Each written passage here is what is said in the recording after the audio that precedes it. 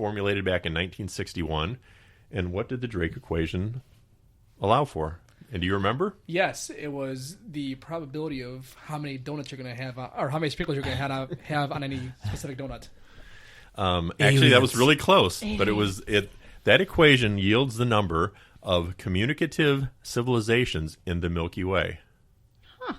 How do you even have an equation for that? Okay, which is exactly my thought. What's really weird is I also went into this, and I wanted to know what the heck all the variables were. What in the world? Right. How do you come up with an equation? I'm more upset that of all the stuff that's happening in this world, this guy who's clearly okay with math is spending his time with this nonsense than something that actually makes sense.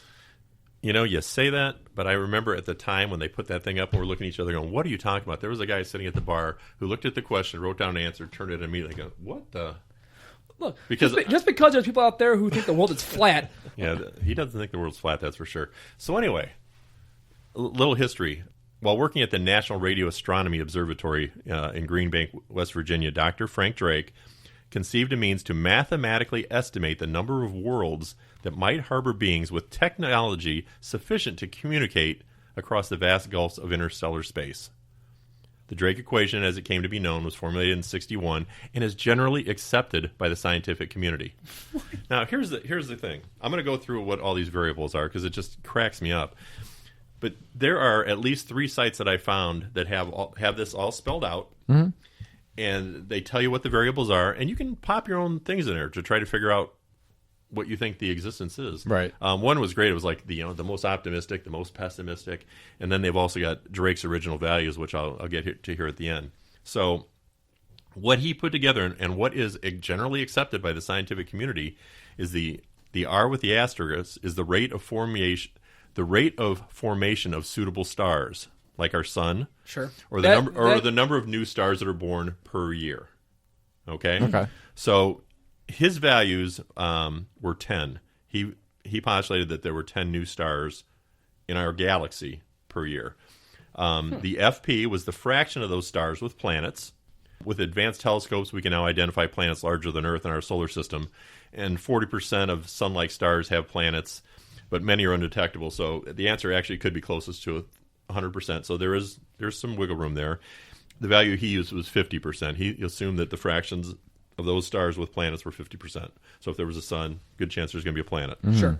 So NE, the next one, was the number of Earth-like worlds per planetary system. See, that's right. Which is the most hotly debated number. Oh, well, there you go. You know, many exoplanets are outside the habitable zone for life. Some are too close to super hot parent stars. The number that he came up with was 2. The FL was the fraction of those Earth-like planets where life actually developed. Now, Drake himself assumed that all Earth-like planets would develop organic life. But this is so crazy to me because it is. This is assuming that other life has to function and act like we do. Right.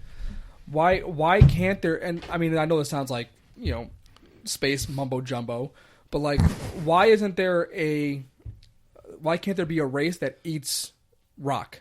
Oh, listen to this space mumbo jumbo. I mean, who says but that that's handled by the next thing one. Has to be water? So you've got the fraction of those that will actually develop, where life will develop. Then you've got the FI, which is the next variable, and that's the fraction of life sites where intelligence develops. Which, again, another hot debate, as you might imagine. Skeptics point out that out of billions of species on Earth, only one has become intelligent. But others argue that life evolves toward complexity, so intelligence is inevitable.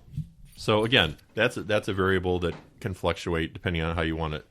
In Drake's original ones, he put down the fraction of those Earth-like planets where life develops at 1%, and he also came up with 1% again for the where intelligent life would develop. You got 2 more. You got FC, which is the fraction of communicative planets, or those on which electromagnetic communications technology develops to the point where they can communicate across space, which I assume we must have got to by now. What he had on that one was 1% as well. And then L is the lifetime of communicating civilizations.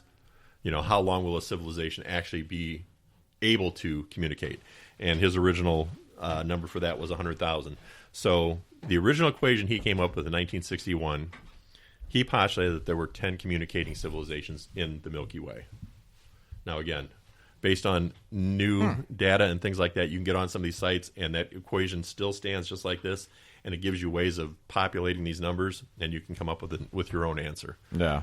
You'd obviously have to know a little bit more than we do, but I was pretty fascinated when the formula just was ridiculous to us. And it's like, how does he come up with it? Most formulas are, though. And to this day, now I'm reading, it's like, formula. how in the world did he come up with this? And is it viable? I guess it's viable as anything else.